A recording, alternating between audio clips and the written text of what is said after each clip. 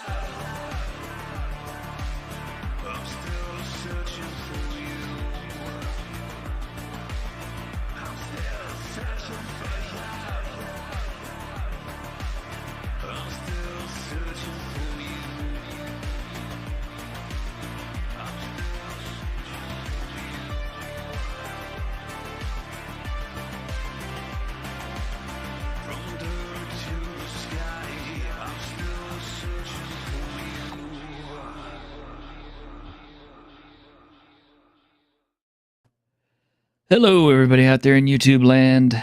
This is your T-shirted historian, and welcome to the Week in Geek.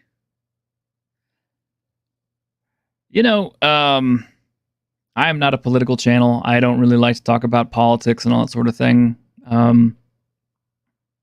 Quite simply, I'm just not very well educated on it. So I really couldn't discuss with you all the finer points of politics or anything else, and I really don't want to have anybody lecturing to me the finer points of politics and everything else. And I'm certain you don't either, because you tune in to enjoy some geeky stuff. You know, some nerds being nerds, nerding about nerd things. But I saw something the other day that kind of got me thinking. It's a car driving by the other day, and it had a POW MIA flag hanging off of it, and kind of got me thinking. You know, most kids these days never heard of the Vietnam War, and I grew up in the 80s. And matter of fact, I was born in 1973, which was the last year that Nixon was pulling the troops out of Vietnam, and that kind of got me thinking. I was thinking, there's probably no way in hell that there are any POWs left in Vietnam at this point in time. I'm not a math genius or anything else, but the youngest guy I ever met who went to Vietnam was 17 years old, turned 18 years old on the plane on his way to Vietnam. And I was just thinking, like, okay, even if you were a soldier who, turned 18, in the very last year of the Vietnam War, 1973, you'd be almost 70 by now. And if you were an MIA for 60 years, 70 years in Vietnam, in the conditions that they portrayed, POW camps, it's not like they had a lot of really great health care. So chances are, there aren't any living POWs in Vietnam at this point, which is sad, of course. And, Vietnam is kind of like one of the wars that Americans don't like to talk a whole lot about. Even the guys who came back from Vietnam don't like to talk about it. My uncle was in Vietnam, and something happened to him there that even he won't speak of. And I don't press him for it. Because, there's just some things you don't mess with people about. And obviously whatever happened was pretty traumatic. But I'm glad that people still remember the missing that are missing there. But, I think realistically at this point, there aren't any left. There couldn't be. I mean, those guys either got released and went native, or they just didn't want to come home for some reason, or they died there. I mean, just being honest about it. But it does kind of make me think. It does make me wonder. I grew up, like I said, in the '80s, and of course that's when we briefly had the go into Vietnam and rescue them phase of '80s movies, because we had Chuck Norris in the Missing in Action movies. We had Stallone doing the Rambo movies. There's only two of them where he did anything with Vietnam. We had lots of other stuff like Siege of Firebase Gloria. We had Platoon. We had Hamburger Hill. We had all these Vietnam movies. And I don't know. These days, I guess it's a war that we don't really think about or talk about anymore. And it's not because there aren't still, Vietnam veterans amongst us. And certainly a lot of my audience out there, I know that you guys are probably the children of Vietnam veterans yourselves, just like I am. And, well, I'm not a child of a Vietnam veteran, but a child that grew up in the aftermath of the Vietnam War, I should say. And I don't know. It just had me thinking, made me wonder about it. Really has no relevance to what we're talking about today. But, every once in a while, I things will kind of percolate my thoughts and my interests, and this just happened to be one of those times. I really do wonder if we will ever discover what happened to those last few missing POWs as the world becomes more and more globally linked together and communications become more freely available between nations. I wonder if we will finally ever find out what happened to those last POWs that we never got back, those men who were missing in action over there. I would hope so, just for the sake of their families. Just so that they have some closure to know, hey, this is what happened to my dad or my uncle or my grandfather or whoever. But anyway. All right. Let's get on with today. We got some fun stuff. We got Ironcaster. Hello. Grim. We have Greg. Hello. How you guys doing? I have a new microphone. How is it? Okay. Yeah. Sounds like you're kind of in and out a little bit, but Shouldn't be in and out. God. Gosh. Man, I really enjoy the best retro games are the Vietnam ones. You got Contra, Commando, POW, NAM 1975. Like, there's so many. Operation Wolf. yeah, Tons. there was a lot of those video games released. And, for a while there in the 90s, we had some video games that were doing the Vietnam thing, like Battlefield had a Vietnam add-on where you could play either, the VC or the Americans. Controversial. I'm not quite sure what you were talking about because I joined like 5 minutes late, but just thought I'd throw in my 2 cents about Contra because that game is awesome. Yeah, it could be.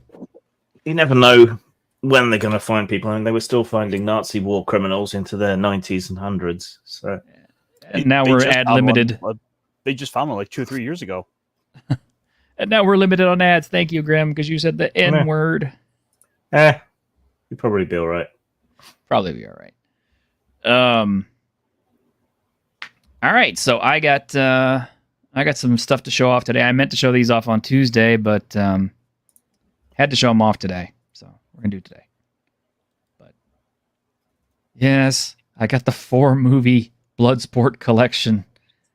These are so interesting. I mean, yes, we have the original with JCVD, which of course, I saw it in the theater and I loved it as a kid, and it pretty much started the whole tournament of martial arts movies. Although a lot of people will claim that Enter the Dragon actually did that. But I don't know. I think the time difference between when Enter the Dragon was released and Bloodsport would kind of tell me that Bloodsport is actually the film that got all the tournament movies in the 80s, because we had a ton of them afterward. Like King of the Kickboxers, Heat Seeker, just, I mean, so many of these, tournament martial arts movies. And we didn't actually finally get an actual tournament martial art event until the first UFC. But yeah. So this is the only one that has JCVD. The other ones all have this guy from Switzerland, who's Daniel Bernhardt, who actually, managed to pull off a look a lot like Van Damme's. But I don't know. As far as his kicking ability and his fighting ability, I think Daniel's actually a little bit more of a fighter. Although his main thing is Taekwondo, which is all kicking. But yeah, these are pretty bad. But the reason I got this is because this came out, and if you guys have not heard about this film, you totally need to get this, because this is a 2023 film that is basically an homage to all of those old martial arts films, and it has a lot of famous names that you might notice. You have Cynthia Rothrock, who was really big into all the old martial arts movies back in the 80s. Billy Blanks, who was big into all those at the time, and also the creator of Taibo, and a tournament fighter himself. Kurt McKinney, I don't know who that is, or Matthias Landwehr, I don't know. But Matthias Hughes, you wouldn't miss this guy if you saw him. Big Swedish guy, like 6'4", used to be a kickboxer, had the long hair, and he was in all the... he was a bad guy in almost all of his films. First movie I remember seeing him in was I Come in Peace with Dolph Lundgren, where he plays this huge alien that wants people's endorphins. Yes. Dark That one? Angel. Yeah, Dark Angel. They made a comic book out of it. Gun. Yeah, it was. That was a modified Calico. I think they blew up an entire multi-story car park with it in that. Yeah. Michael Kissy, who you won't remember him by his name, but you do remember him as the character Tong Po in Kickboxer. And his brother, the other Kissy guy, is in here too, who was he was in Lionheart. But yeah, this was a fun film. It even had the original soundtrack guys from Kickboxer and Bloodsport working on it, and it had a Stan Bush soundtrack as well. This is absolutely... You have to get this if you like those old martial arts tournament style movies. There's no CG in this. These guys are all doing practical kicking and stunts and everything else, and it was so much fun to watch this. I felt like I was 13 years old again. Do you think MMA has kind of somewhat taken the shine off these films, though? Because now we know it just ends with two guys wriggling around on the floor grunting. I've seen plenty of strikers. I've seen plenty of strikers win, but I don't know. See, the nice thing that was different about these Kumite type films was they didn't really have a whole lot of rules other than you don't bring any weapons into the ring. So if you don't have any rules about, kicks to the head and knees to the head and all this other stuff and rounds, things get kind of ugly, as we saw in the very first UFC. And the one subsequent where we watched Joe Son basically get his balls pulverized. Literally, I was like, that's how he lost. I think he was fighting Keith Hackney, and Keith Hackney was literally just hammering him in the testicles for at least a minute. Someone played too much Mortal Kombat. Well, actually, it's funny you would say that, because the character of Johnny Cage was based on JCVD, and JCVD was supposed to be in that first Mortal Kombat, but they couldn't get him, so they got Rich DeVizio instead. Look at me with my nerdy history lore. Well, yeah, he even does the bull punch in Bloodsport. Johnny Cage. Yes, he does. And yeah, you're right. Yeah, the guy from the Bloodsport sequels was in John Wick. Yeah, that's right. That's Daniel Bernhardt. I also got this, which Ironcaster will recognize, but thanks to Ironcaster, I finally got my copy of The Slave and the Sorcerer. I have not watched it yet, but I still got to sit down and watch it. What we need to do, Ironcaster, is watch this film and then get together and just have a discussion session about this. You think they would copyright claim us if we used clips from their film? We could ask them for permission. Yeah. Let's reach out. We'll do that. Yeah. I mean, hell, it'd be nice to get some of these guys from the show on our show, just to talk to them, just to say, hey. But yeah, very much kind of an homage to Sword and the Sorcerer. Yeah. I mean, even nice little throwback. And plus, this is this is a 2024 film, so this is new. Mm-hmm. You know, as great as all the classics are, like there is just a percentage of the audience that are going to look at all those and just without anything will say, no, that looks like that's an old movie. Like it might be 1980, it might be 1990. They all get thrown into the same bucket as old movie, meaning they get discarded. As unfortunate as that is, because there are a lot of good movies out there. Like I'll still go watch stuff from the 1920s. You know, like what? Well, of course, Metropolis. Oh, okay, yeah, that's a good one. Nosferatu. Naturally. They're remaking that again too.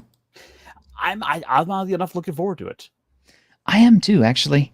I did see the one with Klaus Kinski, and I remember it was boring as hell. But anyway, let's see. What about the 1930s and the 1940s? I tell you, fat cat, you've got a face for show business. I think you ought to be in pictures. I've staged 100 musical comedies, and I'll stage 100 more. This came across our feed, and I just want y'all to take a look at this image today. And what can we say about this? I mean, it's not official. It is quite lame, but it's not official. No, it is not official. Where is this coming from? Because I'm gonna get. Oh. The thing that always throws me off is it seems like it's trying to check they're trying to check as many boxes as possible in order to seem as inclusive as possible, and it becomes a matter of there's too much. It's kind of too distracting. Like the character on the left, I'm just lost in like I'm looking at all the tattoos, and we also have the scars. And I'm like, what's that is that a colostomy bag on the side? I know. That's what everybody said. Is that a colostomy bag? I'm so caught up in all that it's too distracting. I mean, too distracting. The whole thing is like the whole entire thing is distracting. Like I don't even think it's not even a game as far as I know. No, it's just a guide. They did miss out having the black mass on the right hand side of the screen. They missed out on having her with vitiligo or whatever it's called. The oh yeah, coloration. They missed that. She needs a septum piercing. She might have one hidden under the fat folds. Well, the other thing that's throwing me off with this is I'm looking at the left scar on them. Yes, rather our right. Yes, and it doesn't seem to follow the natural curvature of the body. So nope. It looks like it was thrown in as like an After Effects. And whoever that surgeon was, you need your money back. Yeah, I was gonna say it's like, okay, judging from the clothing that they're wearing, that's like a futuristic society type thing. Yeah, and it kind of reminds me a little He-Man-esque, Masters of the Universe. Maybe, but I don't think you'd have scarring that's that prominent. By the way, you notice the scar actually overlaps the clothing? Yes. So I'm like, does that mean it's like a big old decal or something they put on? I don't know. But I think the colostomy bag just kind of draws my eye away from everything else. Well, and a lesbian friend of mine said the scissors are meant to be like a lesbian symbol. But then if it's a trans man, well, what? That's just... Maybe they haven't. Men get lesbians. Maybe they haven't had the bottom surgery yet. I don't know. Maybe. Just mashing parts. That's it. I'm adding a chapter on kaiju romance. Do it. I don't know. I try. You know, it's not for me, fine. You know, I try to be that way, but it's just like I said on Twitter, it's like someone told an AI to come up with the most current year representation of romance that they could, and that's what it spat out. It's just Pretty much. everything all at once. And it's raised $14,000. Yeah, but someone said they were getting a poke message that that it's such a tragedy that's only at 75% funded. So, jeez, it's a tragedy, all right. Wait. How much money do they need to fund this? How much do they need, or how much are they asking for? Yeah, because like if this is at $14,000, and if they're not, I guess they're asking for 20. I suppose. I don't know. I guess. I mean, these kind of projects usually come with a big. The artists are all. They're asking for 15,000. I guess it's gone up then since they sent out that man. Seems like an awfully high asking price for this. Like I would have guessed like $2,000 to $3,000. Yeah, I'm pretty sure even. Go on. I was going to say, I'm pretty sure Greg didn't even need those kind of numbers to put out the Chronicles of Iris books, and those things were beautiful. Well, they have 5 writers, and all the writers are all like sensitivity people. Like these sort of papal indulgence projects, they often pay way over the odds for art and writing, which is nice work if you can get it, but it does create weird expectations in people. Okay, Grim, that's we're dropping the Ronins shit. We're gonna go do something like this. Okay, we're clearly not doing the right thing. Well, clearly you have to go and get as many writers on board as well. So sign me up. Okay, sure. Yeah. Squeaka is. I'm gonna make a book called How to GM Red Flags. Make tables for different levels of relationship crazies. Yes, why not? Maliki, got to pay everyone a living wage. Yeah, that's right. Forget the kaiju. I'm making a whole rat romance book, and I'm going to send one to Grim Jim because he loves furries. You run into a bunny boiler at the ice cream social, and of course from our favorite guys down on the coast. Yeah, we have the College of the Dance Bard. I mean, because that looks so, fantasy. Look, clearly clearly the person who designed this subclass was one of those people who got their degree in interpretive dance. Clearly, this person who did this was a big fan of K-pop. I mean, given that WotC is really wanting to chase trends with a lot of their products, it really doesn't surprise me that they would try to go to the K-pop, though I feel like that's about 5 years too late at this point, because I don't know if BTS is still as big as they were. I haven't heard the name brought up lately. That's because they've kind of split up. Oh, okay. Because some of their members had to go do service in the Korean military. That's right. But yeah, apparently being a College of the Dance Bard allows you to deliver an extra unarmed strike whenever you spend a use of bardic inspiration as part of an action, bonus action or reaction. Bards aren't typically known for their unarmed striking capability. That's usually a monk thing. So all I can think of is the bards giving somebody a bitch slap.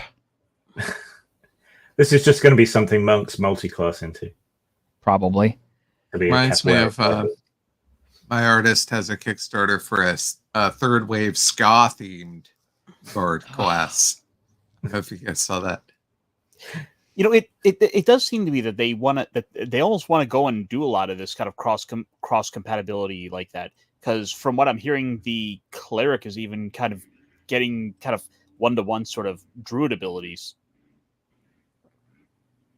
So I happen to I wonder if that isn't what they're doing. That they're basically trying to take these and do this sort of multi-class thing built within a class. See, this is my thing. All right, you have two ways of playing games, in my opinion, and they fall into one of two categories. Either A, you have very strong niches with very strong niche protection, right? Which means if you have a niche class, it does one thing and it does it extremely well, and the only way to get the access to that class is to be a member of that class. So like, the cleric and his healing spells, there shouldn't be any options for a mage to be able to cast healing spells or any other class to cast them. It should just be the cleric alone. Or if you're not going to do really strong niches, you do classless, in which case your class doesn't matter. Which, if your class doesn't matter, then why do you need all the different classes? It's like if D&D Beyond is just going to let everybody do whatever they want to, play whatever kind of character they want to, and change all their crap any way they want to, why have classes at all? T-shirt, come on now, it's 2024. It's time to erase all sensible game design from history. Oh. It does seem to be this idea of trying to please everybody by having every sort of niche covered, and it just sort of kind of washes them all out, because you wind up with basically every single class is now able to do magic. Yeah, which kind of takes away the specialty of what makes magic special. Like, and that's what what fighters getting access to magic. That started in 3.5, and it got really bad in 4.0. In fact, that was the first thing that one of my friends told me, was because he played 4th edition and he hated it because fighters and stuff didn't need healers and stuff. They could heal themselves and all this other stuff, so they didn't need clerics anymore. But Pathfinder 2nd edition really made it bad, because depending on the archetypes and feat choices, you could pretty much make a class do whatever any other class could do, one way or another. Infamously, there was some stuff like, I forget the mage class it was, but that particular mage class could actually pick up clerical spells and all this other stuff too, so they could become like super wizard and super healer, which was like, no. No. There's niche protection. No, but this wasn't a multi-class. This was a core class. I don't know. I mean, I can see a dance bard making sense, or I could see like a writer bard making sense. You just have to theme it properly. I wouldn't be giving them unarmed attacks as a dance bard. The thing that's getting me is the presentation of everything. So you used to know that Faerun had a certain sort of baseline look and technology and a sort of comparable period of history. And you could say the same thing about Greyhawk, and you could definitely say that about Dark Sun and Spelljammer, but none of them have an identity anymore. And you don't, that's is it Renaissance? Is it medieval? What? Sorry, go on. Yeah. Oh, no, and that is kind of gets back to sort of one of the more often repeated clips here, where we have to have everything be this. Everything seems to have to be made to so inclusive to have everyone included. So you and as a sense kind of start to lose a bit of that identity, where you have to have, we have to include the dwarves, we have to include elves, we have to make sure we include halflings and hobbits and tieflings and a simmer. Everything gets turned into a melting pot, and so you unfortunately just get everything kind of turns into gray sludge. Yes. Yeah. Well, the funny thing is, yeah. Sorry, go on. Yeah. It's like one of my friends on Twitter, Raltz, who is an author, Raltz author, told me this years and years and years ago, during the 3rd edition and all that other stuff. Is like he said even way back then, it's like, all of the races are going to be, eventually they're all just going to be gray goo. I mean, he predicted it way back then, and now it's really becoming a reality. you know, this current edition and the next one that's coming out is just there. You know, if you have a soup and you have like, you know, you have a simple soup like a ramen soup. You know, it's got noodles and it's got a flavor base. Bam, you have a very simple ramen soup. But then you have people wanting to add vegetables. Okay, now it's a vegetable ramen soup. Well, then you want them to have a meat. Okay, so now it's a pork ramen vegetable soup. But let's say they want chicken in there too. Now it's got chicken and pork.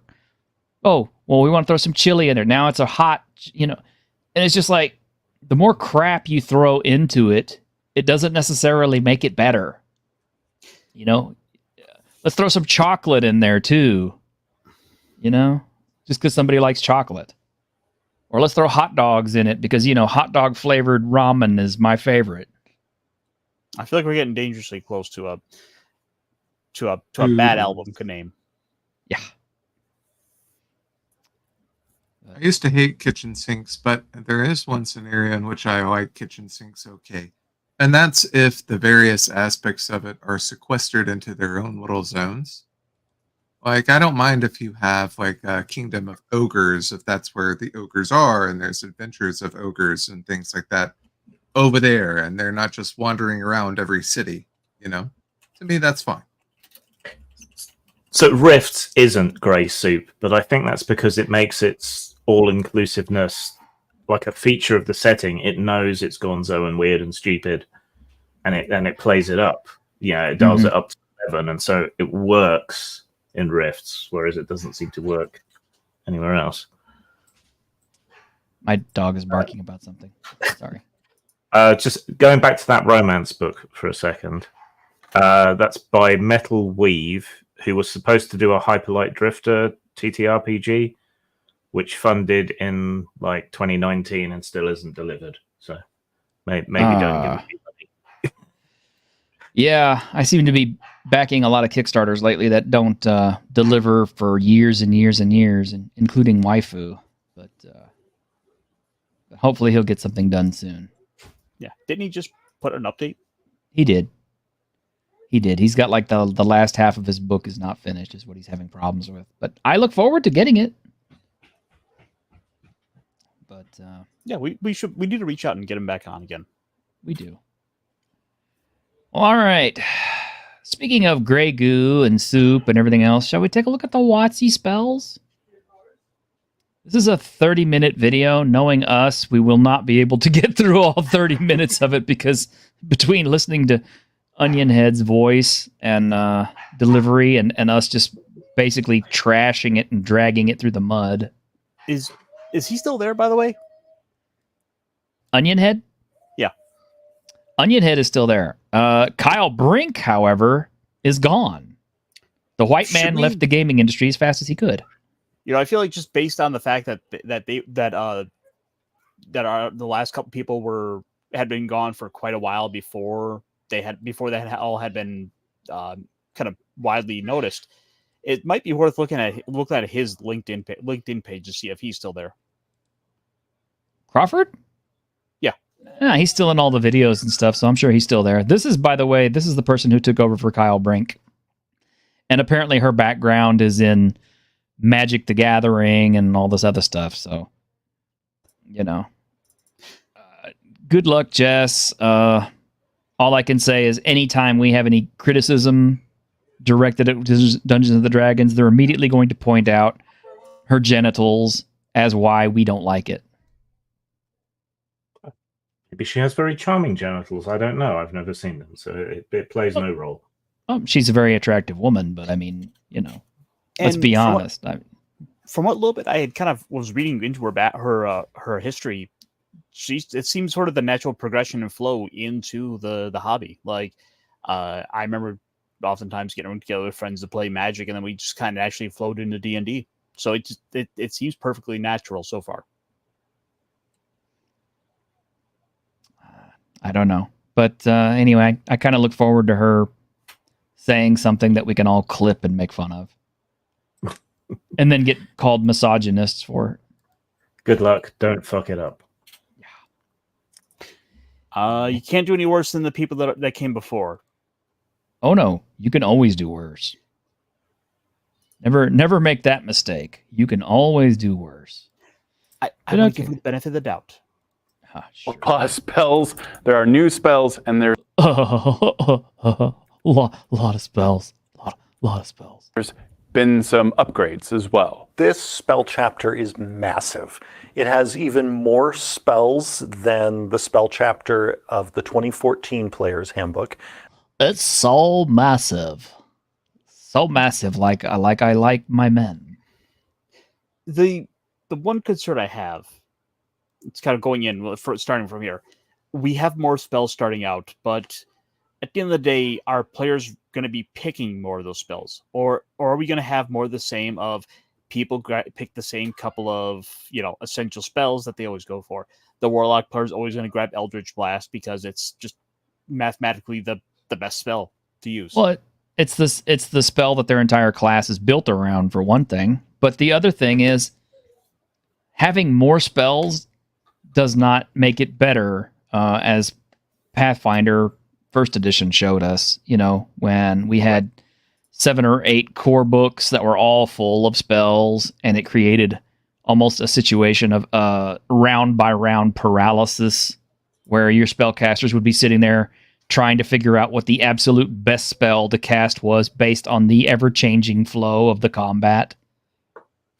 So, but if it's like anything else like D&D, what'll happen is everybody will go through the spell list, they will crunch all the numbers, the mechanics, the mathematics, and you will end up with a meta spell list. Somebody like Treant Monk, who is a cool person, by the way. I'm not shitting on Treant Monk. Treant Monk is cool. But somebody like Treant Monk will go through the list and tell you, okay, these spells are the most optimal, these spells are second tier, these spells are third tier, and these spells are don't touch them with a 10-foot pole, never take these, they're useless because they're so situational. That's all that's going to happen. So having more spells doesn't make a difference, because people will always pare it down to what is the most effective.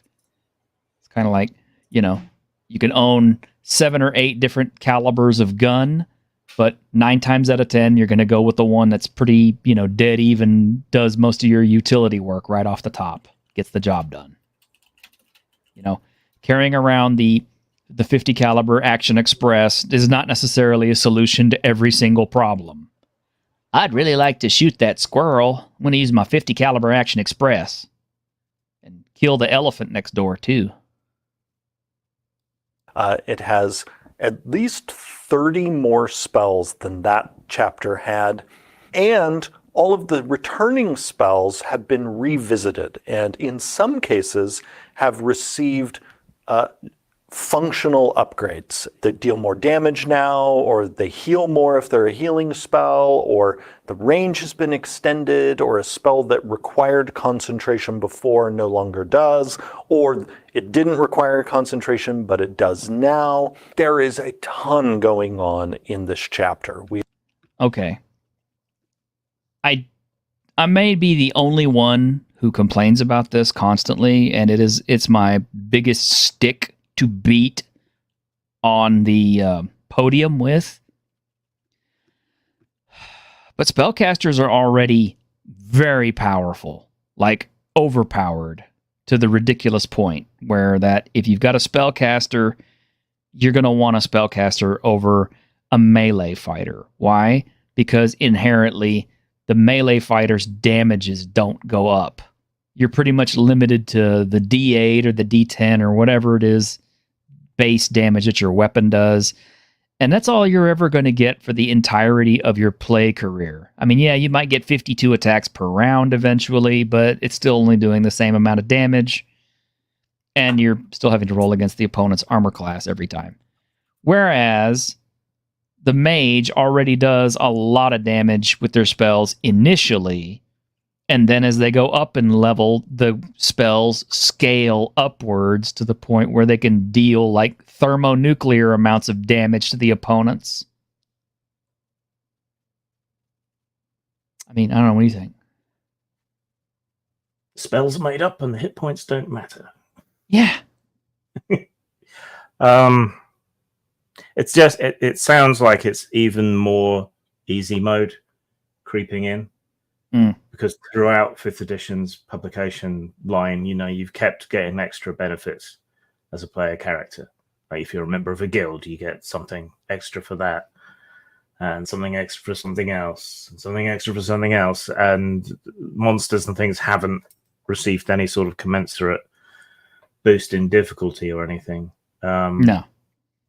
And I think actually that's one of the most important things they need to fix in this edition, is to make the challenge ratings work. When have they ever worked? They kind of worked in 3rd. Sorta. We've also gone through all of the spells to see how we can improve how easy it is to use them in play. We, based on a decade of questions about various spells, have essentially embedded the answers to the most common rules questions about the spells into the spells themselves. This is something that they should have been doing all along to begin with. I mean, how many times did we ever get, players asking for weird ways to use the spell? I mean, okay, here's an example. This one popped up the other day. On your feed, actually, I think, Grim.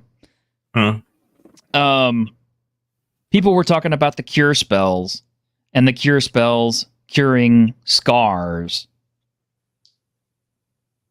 Okay, and then some people were arguing back and forth, like, I thought the cure spells were just accelerated healing. They don't like magically heal so much as they just accelerate your body's natural healing process, so they still leave scars.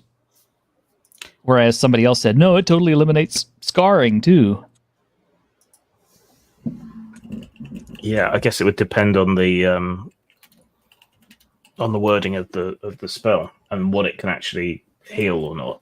Well, wait a minute. I thought damage was an abstraction that didn't actually mean bodily harm. Except when it isn't. Except when it isn't, yeah. Back to the old hit point debate. But see, that's the thing. Just don't have to go and include all this crap in the spell. Just change the name of the spell instead of sticking with the same spell you've had for years and years. Cure light wounds, cure serious wounds. They went to cure wounds, but they didn't say how it cures wounds. Why don't you just change it? Instead of cure wounds, call it accelerate natural healing. Wow, look at that. You have, just by changing the name, you have already defined what the spell does. What does it do? It accelerates natural healing. Does it still leave scars? Yes, it still leaves scars, because it just accelerates your natural healing. It doesn't magically get rid of all that stuff. Right. Well, I mean, the big problem they have to deal with is the current editions are so geared towards being this basically superhero fantasy adventure that, whereas something like Castle and Crusades has spells for speeding up the natural healing rate. Their system is more geared towards, let's get you back on your feet so you can go fight the next big epic battles. And it's a bit of an identity problem they have with the game. They have an identity problem with their whole bloody... Yes. So I think also people will find that even if a spell's functionality hasn't changed, that it will be easier for them to use because their most frequently asked questions are now answered in the spell itself. Right. There's also more art of the spells than before. Yeah. Okay. Yeah, there's more art. So now we know more, like we know exactly what spells look like visually, because we needed to up the page count to add more art to make. I mean, it's ridiculous. Go ahead. It's gotten ridiculously over the top. Like the spells and stuff are more like Harry Potter now than Dungeons and Dragons. Well, I mean, I get it. Having being able to see what the spell looks like kind of helps, and I just I don't want people to be saying, I don't want them to be thinking, I was like, oh well, that's such a big boost. I was like, no, it's just upping your page count. You're just inflating a book to ridiculous page counts that you didn't need to because your descriptions are poor. And do you really need all of that for Orb of Acid or something? Sorry, go on. Oh, that's what I was gonna say. Like, how much art do you guys think is too much art for a book? Do you feel like there? Personally, I don't think for a book they necessarily need to have, a sizable like quarter of a page size piece on No. every 2-page spread. But hey, maybe just something to kind of help fill in little gaps and kind of help pad things out. Like, hey, maybe just a potion in a corner to kind of. So, yeah, industry baseline is one illustration every 3 pages is roughly what you should aim for. I would say the spell illustrations would be the perfect place to do little sketchy pictures. Like in the back of 5th edition where it's talking about the conditions, that's some of the most characterful and fun art in the entire 5th edition catalog, I think. And if they'd done little spell illustrations like that, as if they were little sketches in a magic book, that would be far more effective, I think, than this kind of thing. Mm-hmm. I don't know. It just seems like unnecessarily inflating the page count. That's been amazing. So you're going to get to see more of the spells in use. And a lot of the spells have been tightened up. One of the things we did is in some cases, the spells do more, but with fewer words. And we were on The spells do more with fewer words. Didn't you just say you provided better descriptions of how the spells contradict ourselves, shall we? hunt to see how many words can we squeeze out of some of these so that you can get to the meat of the spell faster.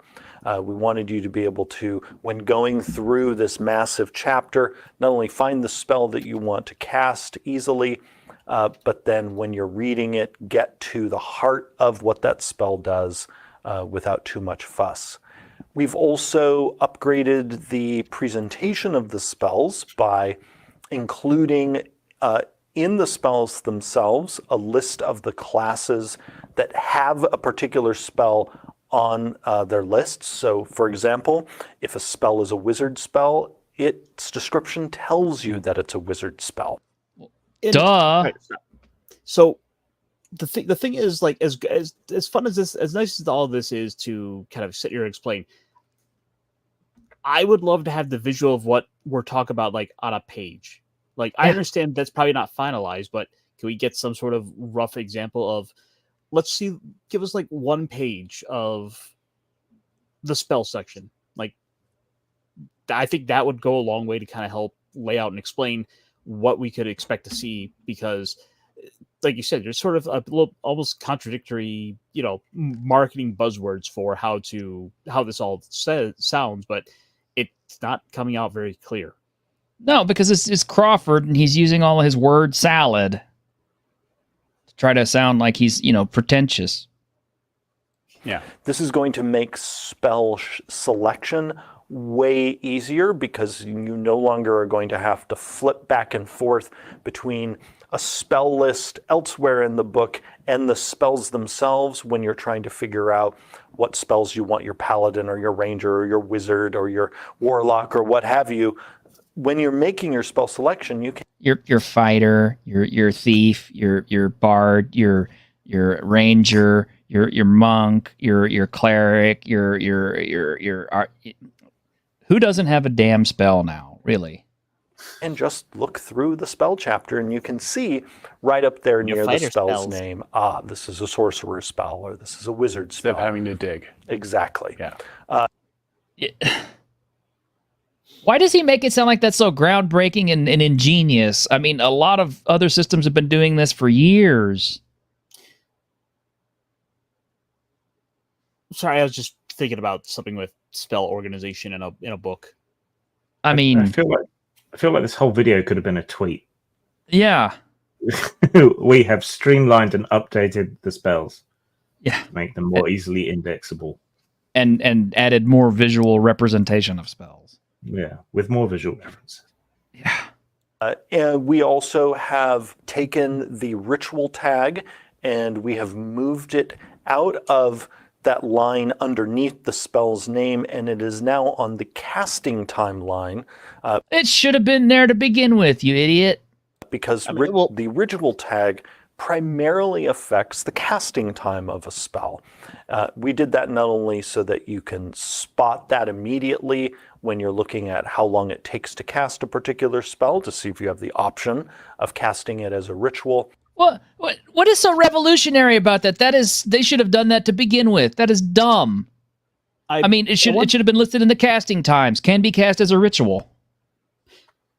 I wonder if, for the sake of like the spell organization and that, they might go and like bolden those, because I find myself, when I'm handwriting out spells for characters, oftentimes what I'll do is I'll try to, the relevant information, like, oh, this takes 1 round, this is a bonus action, etc. Those I'm going to make sure I highlight or I put in like thicker wording to make sure it stands out to me, because if you remember back to the original, like the 2014 spell list, and the way they always did those, it's the same font, it all kind of blends together, and that's one of the things where I feel like those are the things they need to make sure that stand out under a spell. Yeah, there's nothing that he's talking about here that is like super revolutionary, unique, and all that special. It's kind of like, this is all crap that has been done in hundreds of other indie RPGs and been explored and thoroughly worked out a long time ago by other systems. He's trying to make it sound like it's some kind of super new awesome thing that just got added to D&D, and I'm just kind of like, wow, you just managed to steal good ideas from all the other games that have been doing it same time. But also because we were putting more information up on that line higher up in the spell, we needed to get the ritual tag out of there. Yeah. Presentation improved, the clarity of the spells improved, functionality improved. Many spells have been buffed.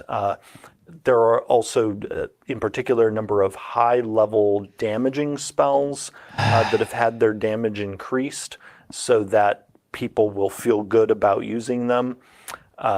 They already feel good about using them. When you use Disintegrate on somebody, it feels good. If they haven't addressed the capability of martial classes to actually be useful in combat now, then buffing the mages who are already overpowered, that's not going to work well. Mm-mm. Yeah, it's like I said, man. It's like, the spellcasters were already powerful, all the way from OD&D to the current edition.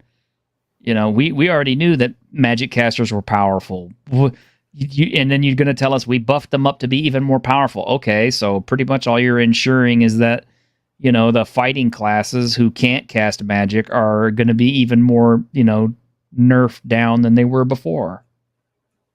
Strike now deals more damage, as do, and again, a number of other higher level spells.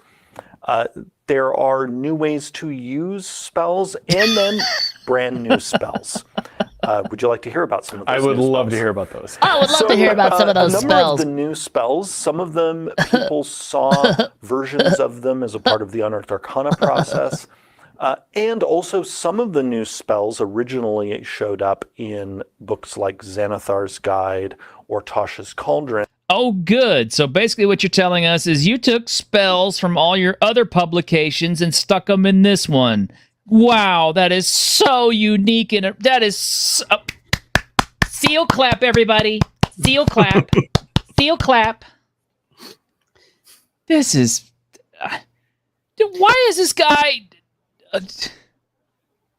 Again, the thing that comes to the question that needs to be asked is how much of it is just basically those entire spell lists being copy pasted over, and how much of it is going through and actually take into consideration the spells that, well, this is outstanding. He's talking about Forrest Gump putting his rifle back together. Yeah. And the you're gonna see those spells get kind of reorganized into the current lineup. But let's be honest, at the end of the day, they're gonna be completely used. They're gonna be 100% useful, compatible. No, they're gonna be compatible. They're just bullshitting people into like believing they actually need to buy a new book.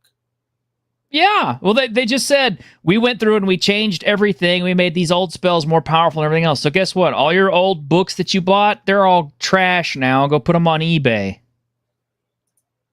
You know, they did all their lies about, that's backwards compatible. You'll be able to play all the old systems using our new system. It's like, it's a bunch of crap.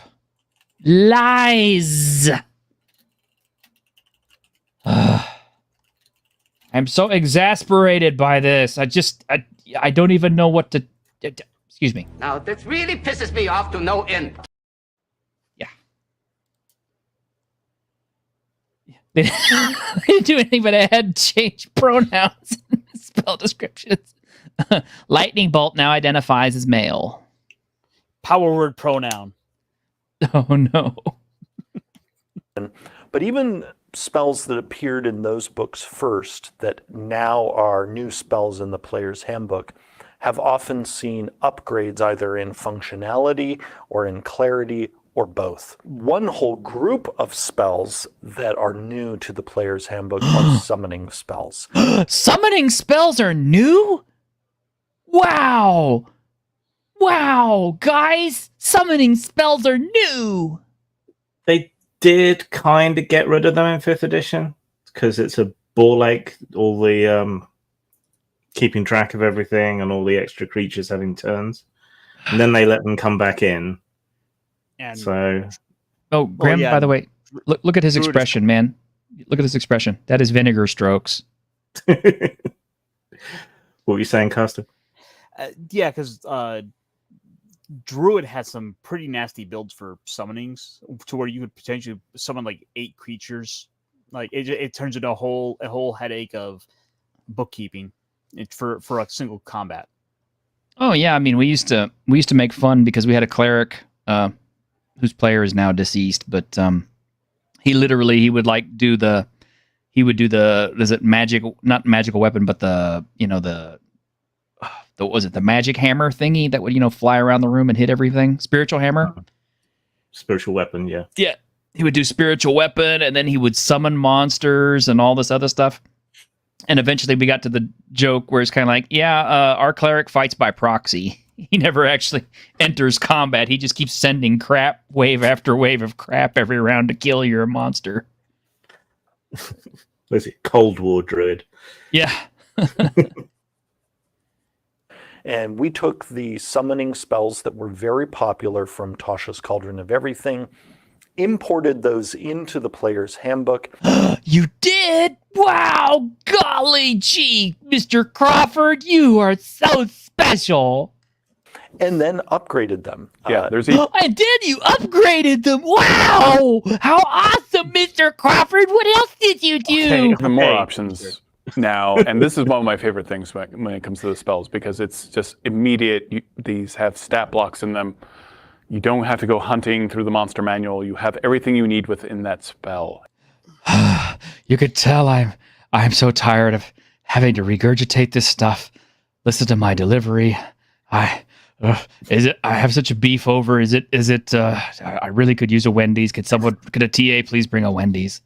And there are options within that spell. And those stat blocks now also have the upgraded stat block format. The stat blocks have upgraded stat blocks to them now. That's so special. So there is something to be said there where, from what little bit I have seen with like the summoning spells, it probably was a good way to go because that way you don't gotta go and try to track down 5, 6, 7 different monsters to be able to figure out the stat block. It seems like they by and large kind of simplified it and to have, we have a basic bird stat, a basic, beast stat. Yeah.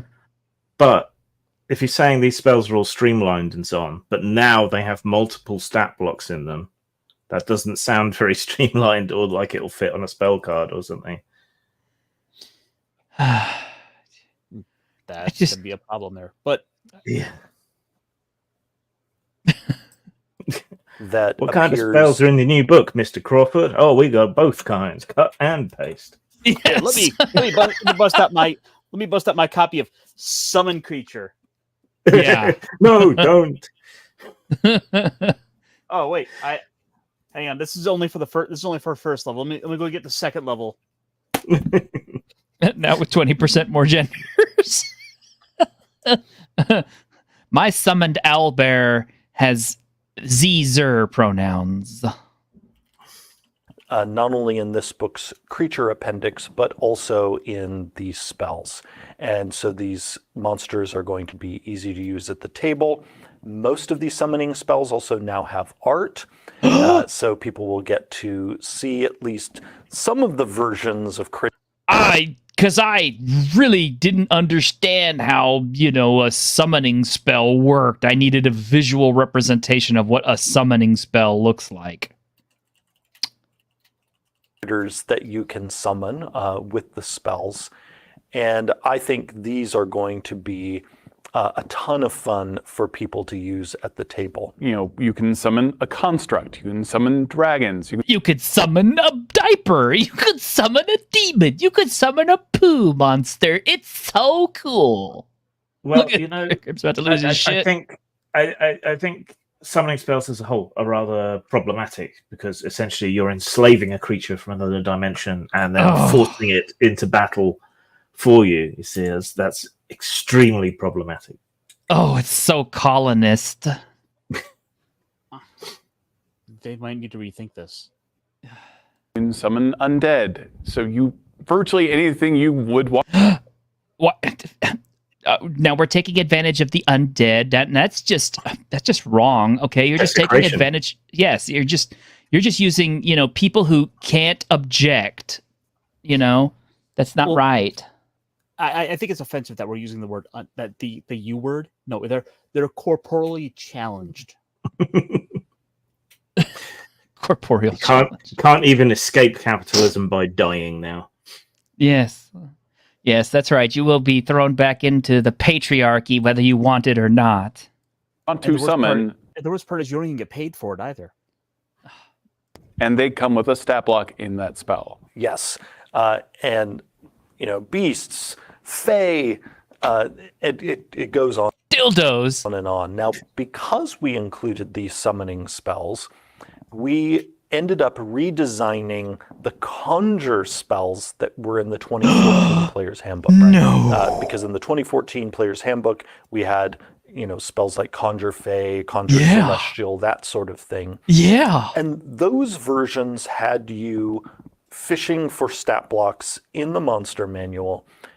And also, unfortunately... I so hate looking things up. It's so problematic. Unfortunately, often resulted in a whole bunch of creatures showing up on the battlefield. Taking up initiative. Yeah. and they really tended to bog down play. Yeah. They were often a headache for dungeon masters. And so Yeah, we're trying to, cut down on bogging down play by putting all the pertinent information for each spell and each summoning. Oh, and we added 30 new spells just to, give everybody more analysis paralysis every round. What we did, because this new summoning spells really fill the design niche of bringing a concrete creature onto the battlefield with a stat block, we redesigned all the conjuration spells that were like, again, conjure woodland beings, that kind of thing, so that they were really leaning into not the notion of bringing a concrete creature, but instead summoning these spirits of these creatures. I protest. Okay, that is against Shintoism. I am Shintoist. You cannot summon spirits against their will. That is not consensual. That help you in some way. So all of those spells have been redesigned. And people got to see those redesigns in the UA process and gave essentially thumbs up across the board. And so people will get to see the final versions of those revised conjure spells. Interesting that you would put this in here, Bleakers. Yeah, we've included various insurance plans with the cure spell stat blocks. An idea I've actually been toying around with in my own little fantasy heartbreaker thing is that in order to keep the clerical class from being too much of a heal bot that everybody depends on, that in order to receive healing from somebody who is not of the faith of the cleric who is casting the spell on your behalf, who's basically interceding with the deity on the behalf of your character, that you must tithe a certain percentage of your wages, or a sacrifice to that deity based on the number of spells and the level of the spells being cast on you. So, like, if they're doing like a cure spell on you, you have to tithe at least 10 gold pieces or a 10 gold piece value to their church in order to receive that healing every single time you get a heal. Which, yes, it makes clerics really wealthy. Oh, and then now think about, like, imagine how your deity might feel about that. Oh, there's a lot of role-playing potential there. Exactly. That's one thing. And not the other thing too is, so the cleric is now wandering around with like tons and tons of riches from the other players. So one of the most common quests that the PCs could undertake is escorting a cleric to one of their churches in order to go offload their healing stuff. But seriously, man, I've already designed something that's more fun and role playable in like 2 seconds than these guys. In the new player's handbook. In addition to the new summoning spells, the redesigned conjure spells, all of these other buffed spells, we also have some spells that we brought in and revised in support of some of our subclass design. Here's one example. The spell chapter now has the Dragon's Breath spell, which has appeared in 5th edition before, and we brought that in because we wanted to give it to the Draconic Sorcerer. Of course. And so there are a number of spells that have been added that are directly in support of classes and subclasses in the book. No. Another example of that is the new Elementalism cantrip, which we designed not only to support the Warrior of the Elements in the Monk, but also as an answer to the various elemental cantrips that we have published at different times in 5th edition. And we pondered bringing all of those.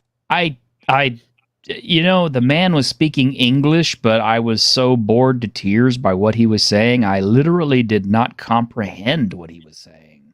It seems to be that in a way that in trying to, that they've almost gone and done too many with the elements. Whereas, you have your icicle, you have your fireball, and it seems like it would almost be simpler just to have one like elemental spell like at every set level, and then maybe give the dungeon master some suggestions on how the application of that element that they might have to choose at when they pick it, how that could be used.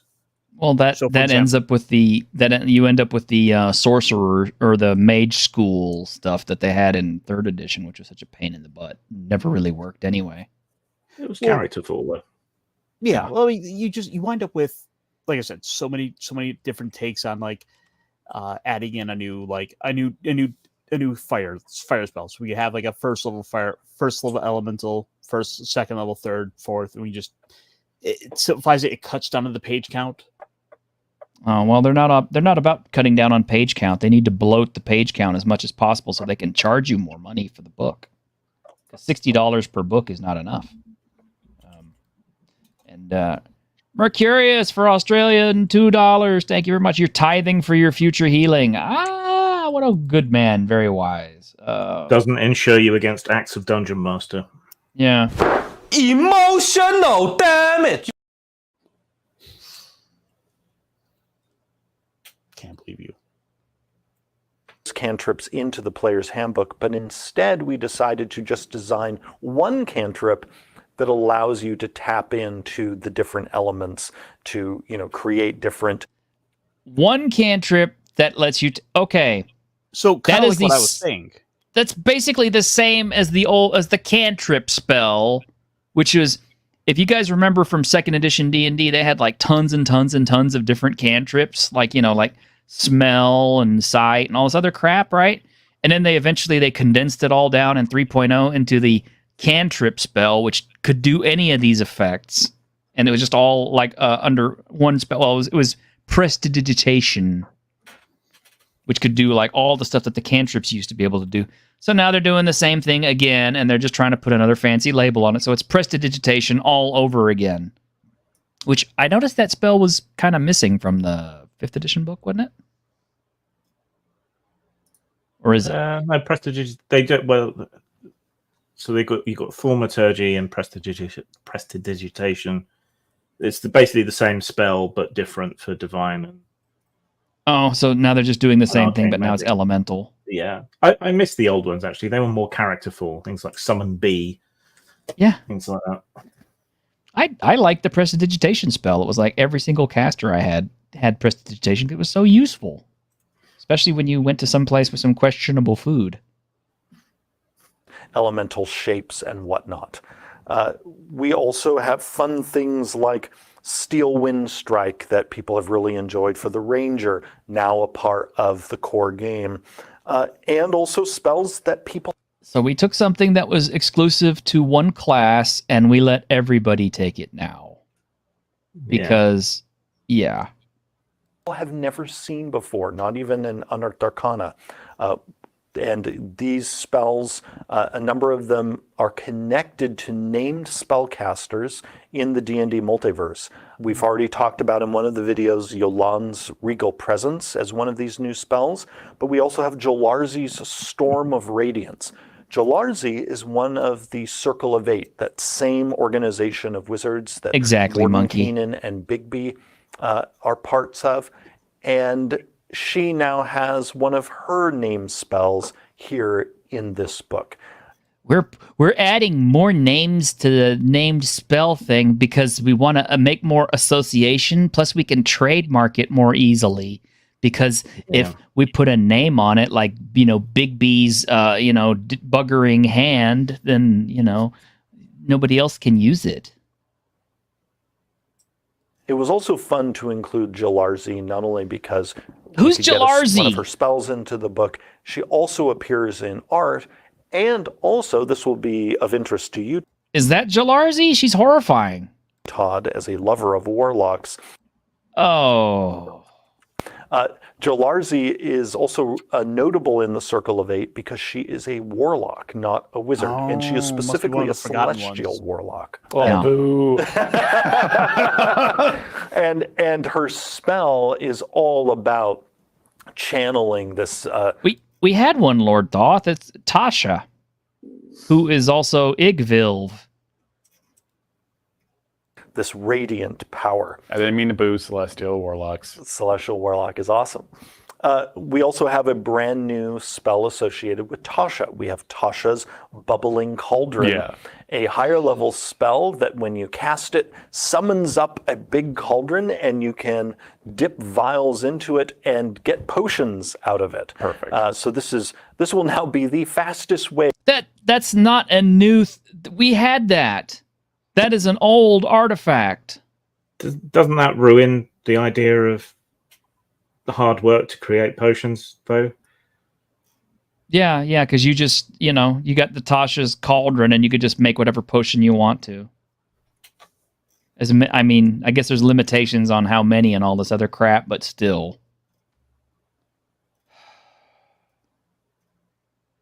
This is the most exasperating crap I have heard. I mean, it's just like every time I think I can't facepalm any harder. To get potions is with Tasha's Bubbling Cauldron. There are also favorites that have migrated into the book, like Oh, Toll you don't the even have to Dead, lug that one cantrip around anymore, is so you don't now have that part of the trouble. core game. It can't be stolen or Synaptic anything. Static. Yes. We also have new cantrips that people got to see in Unearthed Arcana, like Starry Wisp and Sorceress Burst. Those Which have nobody made it remembers. into the core game. Mind Spike, Mind Sliver, Ice Knife, Vitriolic Sphere, Word of Radiance. Oh, but not silvery barbs, huh? Still trying to figure that one out, aren't you? Those are among the spells that have now graduated to being in the game's main rulebook. Again, we're taking spells that we published in other books, and now we're just moving them into the main book. It's not that this is offensive. It's just making a fuss over nothing. Yeah. as if it's a big deal, and yet being really shit at presenting it as if it's a big deal. Yeah, I mean, it sort of goes without saying that they were gonna roll a bunch of the other 5e content from various books into this. I wouldn't be surprised to find stuff from like the Theros and the Ravnica books kind of rolled into the new edition handbook. Here you go, guys. I have a visual representation of this video right now. Hey guys, look! It's a candy, but we have added a wrapper. It's a brand new wrapper, so you don't get your fingers stuck on it. Okay, and just to make it more attractive, we have put some branding on it, and we have brought it out in a festive color. See, isn't that shiny and wonderful? You don't have to worry about getting your fingers all sticky with just candy in a bag now. It has an individual wrapper. Isn't that cool? Yeah, and you guys will love it. And as a bonus, we put it all in a bag for you. Yep. Also, again, could probably talk for hours. Oh and no, won't, I'm sure you could.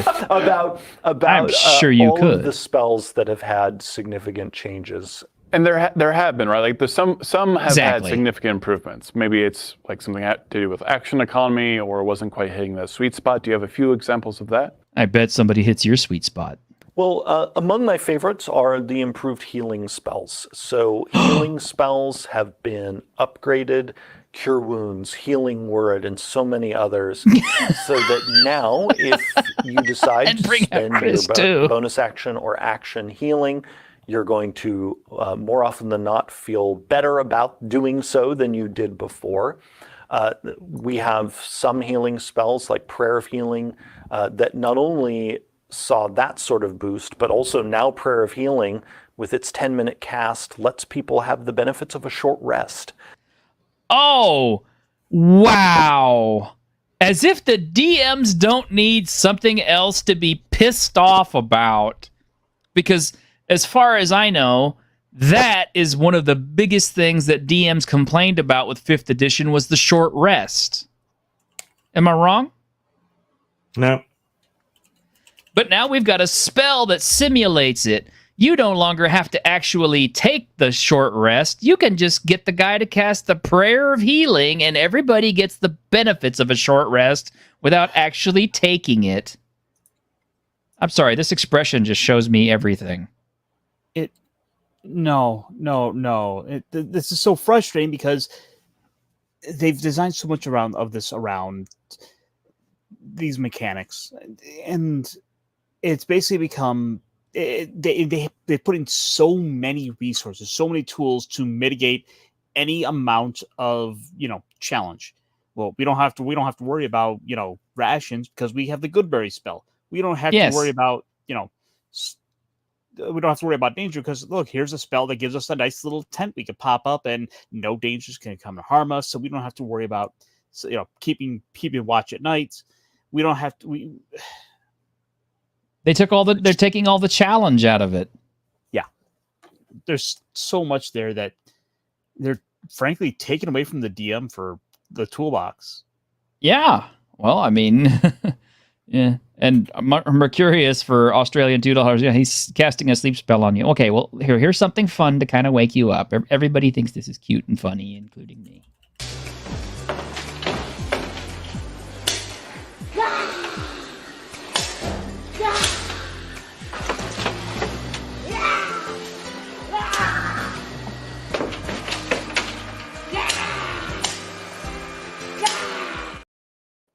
I think that's so. Rah! She's 5 foot. You know that? She's exactly 5 feet tall. An all monster. Now you can only enjoy that benefit once per day. Still, that is a major upgrade for that spell. People are also going to see cantrips like Blade Ward, Resistance, Guidance, having either different functionality or better functionality or both. Guidance, for example, You now choose a particular skill when you cast guidance on a person, and you then concentrate, and while you're maintaining your concentration, the person will get a bonus to any ability check they make with the chosen skill. Oh, joy. Oh, that's an improvement, because otherwise guidance just gets used on everything all the time. Yeah. So that's okay. We've made it so that Resistance and Blade Ward might actually see use in play, since those two cantrips have spent a whole lot of the last 10 years often not being used. Yeah. And that is something that was on our mind as we went through the spell list. It was not only seeing what spells are not delivering the power they should be delivering and making sure that they were, and in some very rare cases seeing which spells are over-delivering, but then also seeing what spells have seen very little use, particularly lower-level spells, and what can we do to really just make them more enticing. Okay. So, in order to try to get people to use spells that they weren't using before, we gave those spells some more stuff. So, we have added more analysis paralysis on a per round basis to your spellcaster, because now you're going to be stuck for choice on what you want to cast every single round. There is no... Well, the other problem is it's power scaling. Yeah. And this is get back to one of my earlier points of just certain spells fall by the wayside that just are not strong enough. And so the only way they can think to make the other less popular choices more viable, they have to make those lesser spells more powerful. Everything is getting scaled up. It's becoming a bigger and a harder game to have to deal with. Then on the other end of the spectrum, when it comes to high-level spells, we're less concerned about how often they're used, because high-level spells are often much more circumstantial. It's also rarer for people to be at the level where they can cast those spells. But it was still important to us to make sure that those spells, when you... What'd you say? Said, yeah, no shit. They players only last about six sessions. Yeah, no one ever gets past 5th level unless they're being told make a 13th level character. Yeah, I mean, I haven't seen any high level games run in forever, and usually the only time I have seen them is when people say, "Okay, we're starting out at 12th level or whatever." do get to. So I'm just saying to myself, I think actually the 1.5e game I'm still in, we are at 11th level. We've been playing for a year and a half now. Oh my god, that's amazing! I mean, you guys are to be commended for sticking to it so long. Which wasn't so bad. I was playing a game with the DM previous to that, his previous campaign. He forgot to give us, because he wanted to do milestone. He forgot to give us a level. He forgot to level us up for an entire year. Wow. Okay. So I get pretty familiar with 5th level. To cast them, or if you're a dungeon master and you're having a monster cast those spells, we wanted to make sure that they were delivering the goods for their level. And we also made sure that those spells were as clear as possible, because some of those high-level spells are complex, and we wanted to make sure that, when you finally get there and are able to cast those spells, you can actually decipher what the heck they're doing. Right. We also, in some families of spells, made sort of changes to the whole family. I already mentioned us making changes to the Conjure family of spells. Similarly, we've made changes to the Shape-Shifting family of spells. So when you get to Polymorph... Wait. What's this art? Why does the Beholder have a beard? Because it's awesome. Oh, I just noticed that. Maybe it's half dwarf. I'll go into that, Grim. It's just awesome. It's holding a staff. Holder. Yeah, it's holding a staff by one of its eye stalks because, That's gotta hurt. I mean, I don't know. I try not to hold things with my eye, but True polymorph. I like Monkey Jeebus' comment. You're going to why is Culture Casino a beholder? see that none of these spells give you anymore a second pool of hit points. They now do something that actually I talked publicly about years ago. Okay, when he's talking about the second pool of hit points, I think he's obviously talking about like the shape-shifting, well, the polymorphing spell and everything, where in 5th edition, you, instead of figuring out all the math for becoming a new creature, you literally just grabbed that monster or whatever out of the book and just said, okay, I'm this now, including all of its hit points, and I stay in that form until, which, yeah, made polymorphing really overpowered. Breaking news. I know we're not a politics or news channel, but someone's taken a shot at Donald Trump, but missed. What? Okay, yeah, I heard about that, but yeah, we're not a politics channel. I didn't. I know, Holy but- crap. Breaking news, so people might be interested. Yeah. I shared publicly that I wished we had made those spells give you temporary hit points, and so now that is indeed what they do. So rather than you essentially having 2 different hit point pools, your own pool and the pool of the form that you have transformed into, you now keep your own hit points, and instead you get some temporary hit points based on the form that you are shapeshifting into. Wow. We have Yeah, also they just basically stole that from 3.5. I hate temporary hit points, though. It's just another layer of bureaucracy to have to deal with I mean, in a separate total that acts differently to the other hit points. It's just... yeah. standardized the wording that we use for some of our spells. So we use shape-shifting wording much more consistently for any spell that involves shape-shifting. We implement the new emanation area of effect.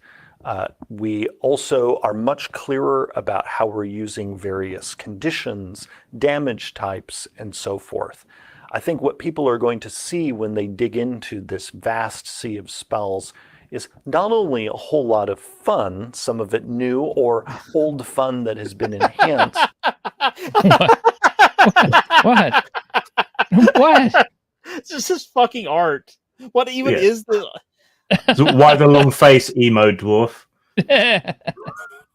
But they're also No going one to see knows that what the it's entire like collection to be the is rock simply man. easier to deploy at the table, whether you are playing a player character or you're the dungeon master playing a spellcaster, because I think we're almost entering like a fugue state because of having to listen to Jeremy Crawford. Is unlike, say, the class chapter, which is the biggest chapter in the player's handbook, the spell chapter, which is the second largest, because we added 30 new spells. Isn't just for players. Yeah. The spell chapter is the repository of spells for the whole core game. And the dungeon master often needs that part of the player's handbook just as much as the players do. And so there are parts of that spell chapter that are primarily for the DM. A great example of that is a spell like Guards and Wards. Guards and Wards. It is extremely rare for a player character to ever cast Guards and Wards. Because it's a crap spell. It's almost never used. Art. I hate the art. It lacks the effectiveness or character of airbrushed wizard vans. Yeah. I'd rather have airbrushed wizard vans. Me too. Dungeon Master's NPC spellcaster might cast it to make their dungeon that much harder to infiltrate.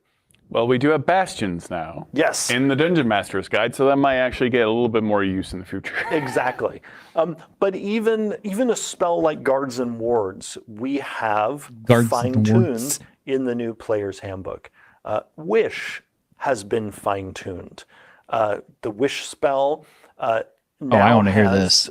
some new default options built into it, and also the spell has but you won't more tell us what to they are. say now about what the ramifications could be of you using the spell. And there is even in the spell now specific guidance on what happens should you try to use the spell to affect either the city of Sigil or the Lady of Pain. What? Wow. He's sitting there crowing over something that is so setting specific and so unlikely to happen. I mean, wouldn't that have been better if you had put that information, say, in the actual Planescape stuff? I mean, I know I'm crazy, but yeah. Why? Yeah, Kit. A game of limitless imagination. Here, we've given you a crib sheet for the wish spell. Yeah. What are the ramifications of casting a wish spell? You know what? If it doesn't make you lose 12,000 XP every time you cast it, I'm kind of not interested. Well, I want the players to feel like that things were going to come at a price. Yeah. Well, before it was just a huge chunk of gold pieces or something. I don't know. Actually, what does Grim, what does 5th edition Wish cost a player to cast it? I don't remember. Oh, well, look it up while we're... So please... I love a Lady of Pain caveat. Yes, and a wish is, spell. there is a specific Lady of Pain bit now in the wish spell. And because many of the spells, even when they don't have much of a functional change, sometimes have a fun bit of flavor change, whether it's the bit about the Lady of Pain and the wish spell. Okay. We wanted to make spells more concise to let you get to the meat of the spell quicker, but we added all this extra fluff and crap to the spell because we wanted you to, spend more time reading it while the rest of the group is sitting around there waiting for you to take your turn. Okay, here's what happens when you cast Wish. If you use it for anything other than replicating another spell, then if you cast any other spells until you take a long rest, you take 1d10 necrotic damage per level of that spell when you cast it, and that cannot be reduced or prevented in any way. And your strength drops to 3 if it isn't 3 or lower already for 2d4 days. Unless you rest a lot. Oh boy. Finally, there is a 1 in 3 chance that you'll be unable to ever cast Wish again. So only that last bit is really kind of meaningful in a game. True. True. But eventually, I guess somebody else could use a wish to make sure that you restores your capability to cast wish. I wish you could use it again. Yeah. Yeah. Ideally, it should just say wish spell, and then underneath it, one line: monkeys paw that shit. But I'm guessing a lot of 5th edition players wouldn't get the reference, so they're not that literary. Or its new details in the component part of the spell, or new flourishes about what happens if the spell fails. Cast wish, you get a I knock look off China. forward to people spending time with the new spell chapter and discovering the number of fun Easter eggs and winks and other things that we have planted throughout the chapter for people to enjoy over the years ahead, because we know the spell chapter is a chapter that people come back to over and over and over again. And so we like to make sure there are goodies for people to discover there. And we have a very similar approach to the magic item chapter of the Dungeon We wanted to Master's make Guide. the spells quicker and more fast to get to, and more easily accessible. So we added more crap for people to get hung up on in the spells category. Is there any other spell that really stands out to you that is like, oh, this is so much better? This is going to get you so much more. He's been talking about it the entire time. Weren't you paying attention? Everything he's talking about is exciting and new. No, because he fell asleep. Oh, is that what? Yeah, he like kind of went comatose during Crawford's segue. Two that right away, looking at the list, that I encourage people to look at to really see the kind of new fun that we've added are Chromatic Orb and Cloud of Daggers.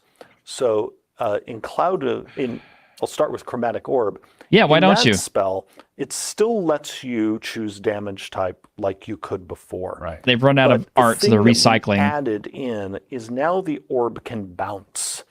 And Oh get my to the god! and Now get it to the- bounces. No, shut up! I can't take anymore.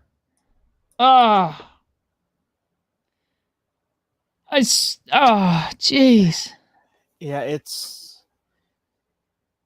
the frustrating thing is like it'd be nice if we got for doing these sorts of things. It really would have benefited if they gave us like a side by side comparison. I think that would have been the easiest thing they could have done. You could have said, Yes. here's the old spell, which which for the time we thought was a good idea, but we wanted to try and clean this up. So now here's our more streamlined and cleaned up version that we think players are going to appreciate the layout changes for. Or better yet, why don't actually show us some pictures of the spell descriptions themselves so we can actually see what one looks like rather than have Onion Head sit there and constantly try to tell you how awesome it is. And we added a lot of little layers of chocolatey bits to this magic missile spell, so when you fire it, the taste of chocolate will overwhelm your opponent's senses. So I think he just has a perpetual sleep spell inactive. I mean, if they... Go ahead. He's just not a good communicator. So why they keep trotting him out for these interminable videos? He's probably the one who's volunteering for all it, because nobody else wants to, because everybody else is like some kind of a shy, either like a shy introvert who just crunches the numbers, or they're probably the kind of people you don't want in front of the camera to talk about your new game, because they're going to be too busy screaming stuff,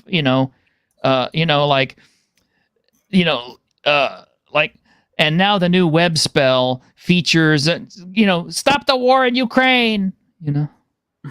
I don't know. It's just, I didn't hear anything in this video new, revolutionary, exciting, or anything that is going to add to the game whatsoever. All it is going to do is it's going to needlessly clutter up the spell pages even more with art and fun descriptions and all this other crap and stuff that should have been in the book to begin with, and a bunch of, new stuff that didn't need to be there, or, should have been there to begin with. What is the point?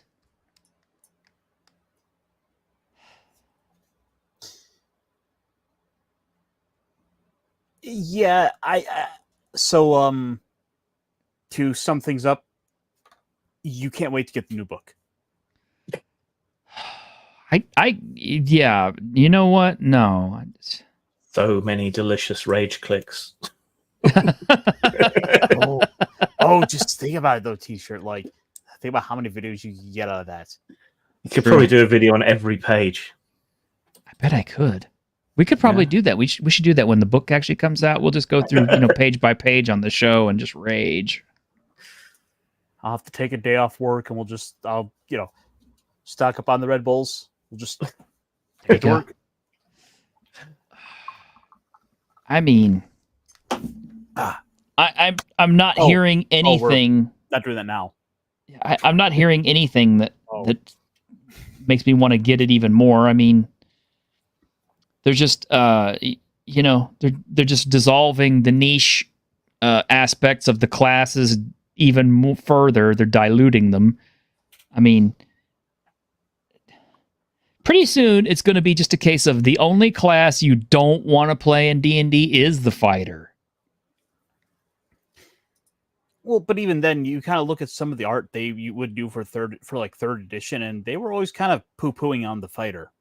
Then, yeah, they've hated on the fighter pretty much from the very first iteration, because the fighter is pretty much, I stand here and got the most hit points, so everything kills me. Yeah.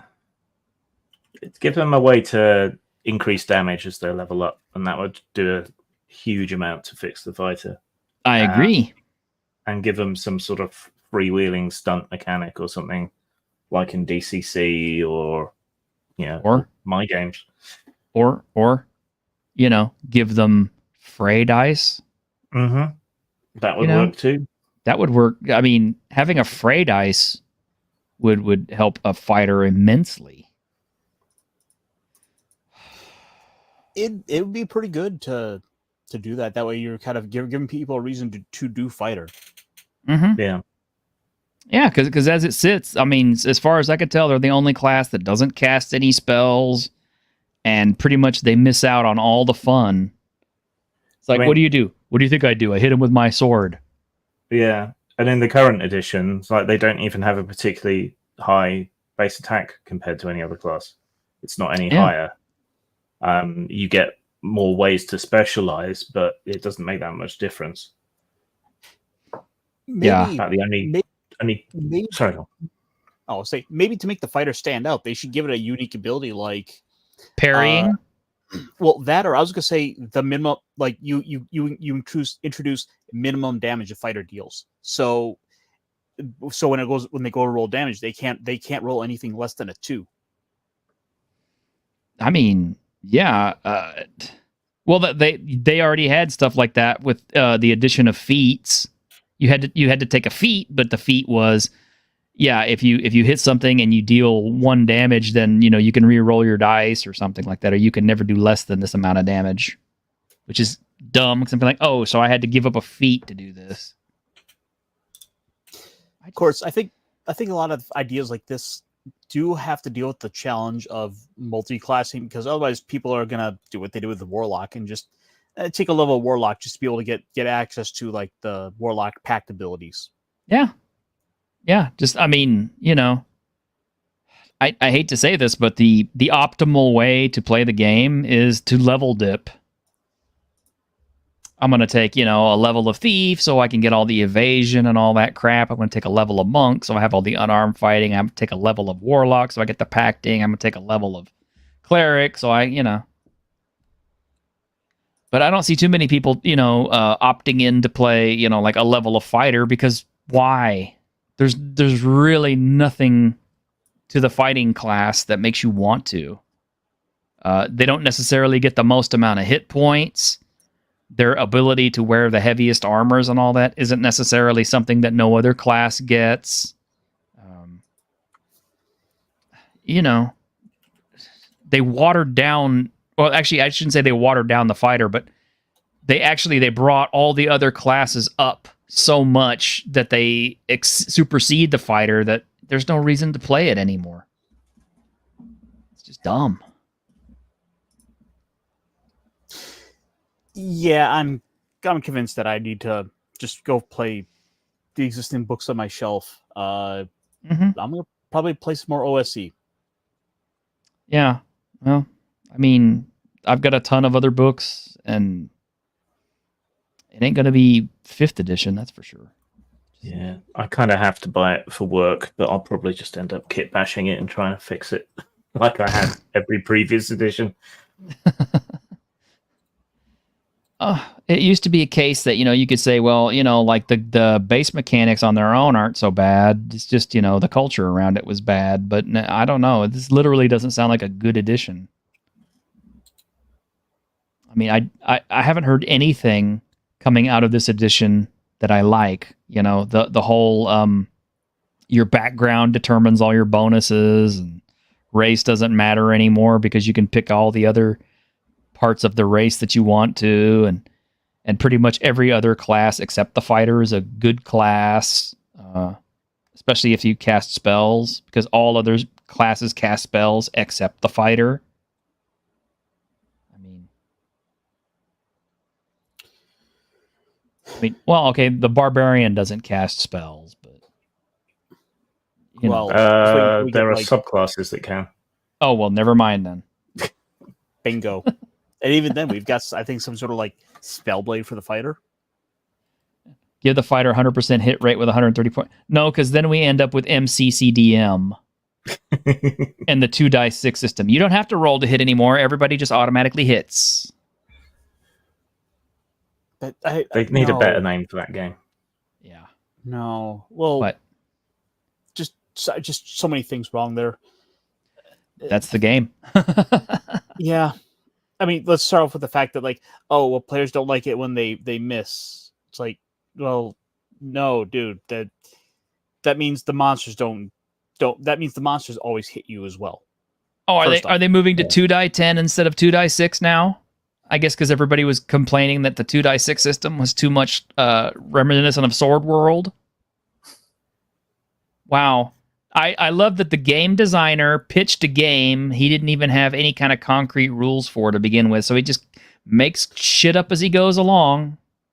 Yeah, now he's got to go through whatever he already has written and try to adjust everything, because if you're going from 2d6 to 2d10, you have to change the scale of your difficulties for first off. Mm-hmm. Yeah. It's gonna totally throw the algorithm of his dice rolling off. Think about it. Every single monster he has to go and redo the writing on. Oh wait, no. What are we talking about? This book isn't even done yet. How much of this has he actually finished? I don't know. I mean, that's one thing I guess I can give the new edition of D&D is at least it has a concrete direction that it's moving in, and it seems to be, delivering on time. So there you go. I mean, I feel sad for all the people who backed MCCDM and don't even have a guaranteed release date on when that can possibly happen. Anyway. Well, I'm thoroughly exasperated and spent. Do we have anything? Well, I talked about the fun stuff earlier. Do we have anything else fun to end this on, or?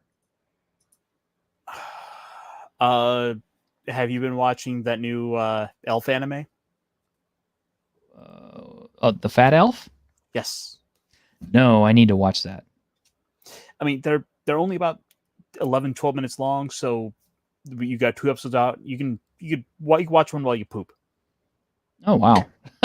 Yeah, pretty much. Fat elves is nothing sacred. No, apparently not.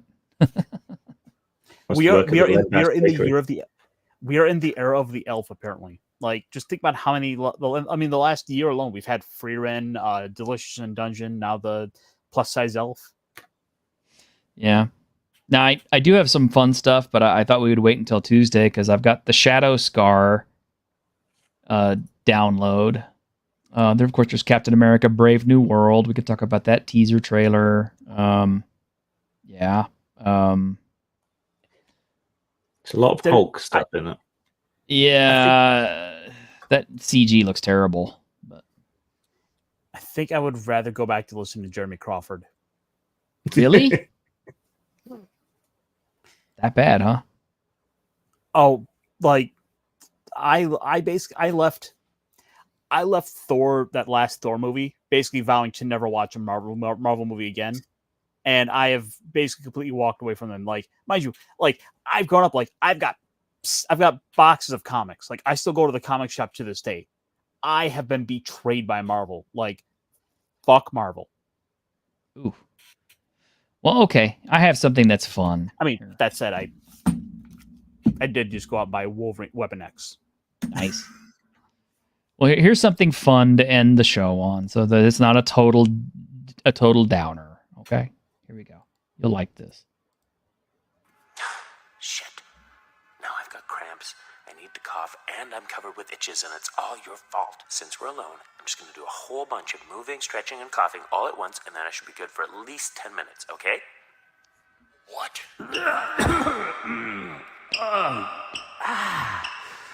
Oh, yes.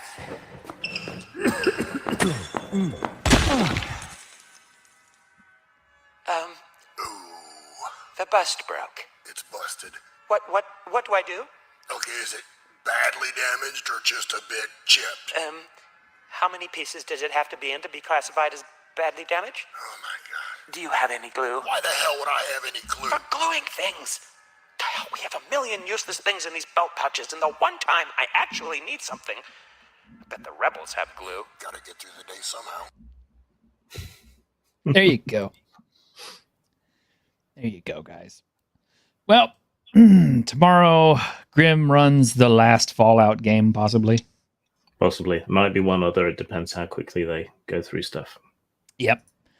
And of course, Tuesday morning, we've got Dungeons and Discussions, which we haven't determined a topic yet. So, Any suggestions from the chat? Give them 5 minutes to do our work for us. yeah. You guys out there in the chat have anything that you want to hear us dungeon and discuss on Tuesday? Tuesday morning, I should say. And of course, Tuesday night, we do have Tuesday with Geeks. Treasure? Can we do an hour show on Treasure? Do you mean that fat actress? Or do you mean, like the golden island? shit? I think they actually mean, handing it out and stuff. So No, there's it's mine. discussed there. There's the element of randomness, the idea that you have just mindless critters that might have still some trinket or treasure that is laying around. Well, I always like I like the trophy rules. Is the treasure better than, like the stupidity that, the wolf has 5 gold pieces on it. How? We don't know. He's got it in his little wolf pockets. Well, he ran through a pine forest and got a bunch of sap on him, and then he passed by a tax collector's wagon, and so the gold got stuck to him. Oh, yeah. Okay. Or it's not a wolf, it's a golden retriever. Ha, ha, ha. Do you randomly give them treasure or do you plan it? Pfft, I don't plan anything. I run sandboxes. We just randomly hand out crap. And the only time I ever plan to give my players treasure is when it's something that's bad for them, like the deck of many things. But of course, they never use it because, they're too smart to use it.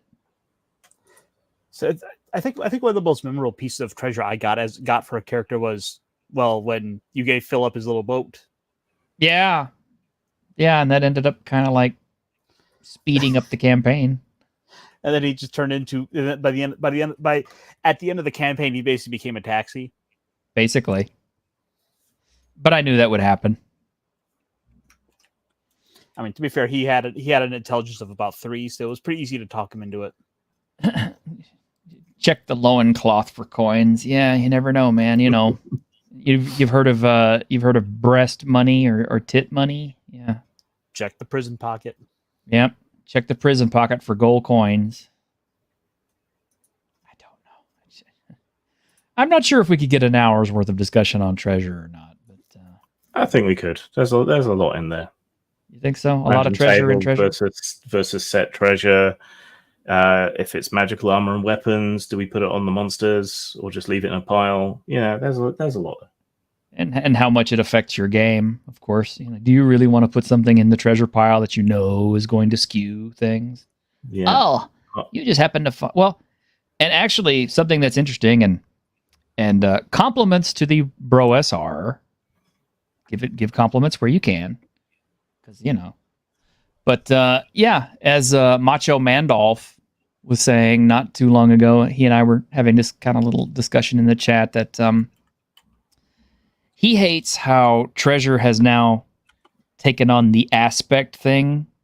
Because okay, you remember whenever, in first edition D&D, you would find a Vorpal sword, right? And there was that was really cool and special because it was a Vorpal sword. It was always a sword, and it was always it had that Vorpal thing to it. Now it's just the Vorpal quality. Look, I found this knife, but it has the Vorpal quality. It's made it so much less special. Mm. Well, how do you guys feel about the joke items for Magic? Because you look at something, for example, these accounts over on Twitter, Gnome Depot, and it's always just the most silly items you just look at and you're like, I could add that to a list. Well, the ultimate joke item that used to be dropped on people, but now is no longer a joke item, is the girdle of femininity, masculinity. Because apparently those aren't funny anymore. I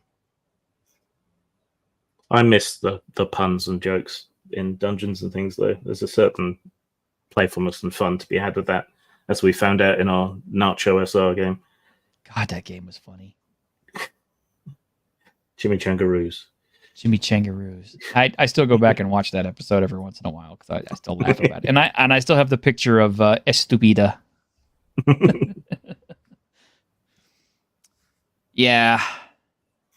Okay, maybe we can get an hour's worth of stuff on Treasure, but we might have to get some guests or something to help us out with it. So yes, if you want to guest on our show, please let me know on X, and I would be happy to arrange, for you to come on the show and hang out with us and panel with us, and who knows, if I like you well enough, you might get an invitation to stay.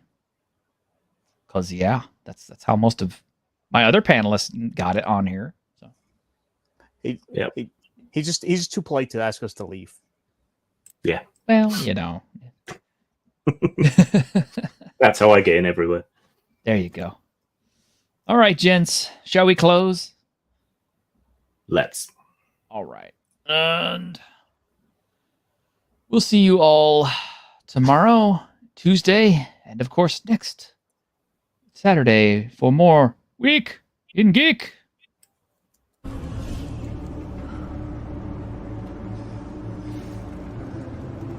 On behalf of the staff of the Independent California Motel, I wish you all sweet dreams.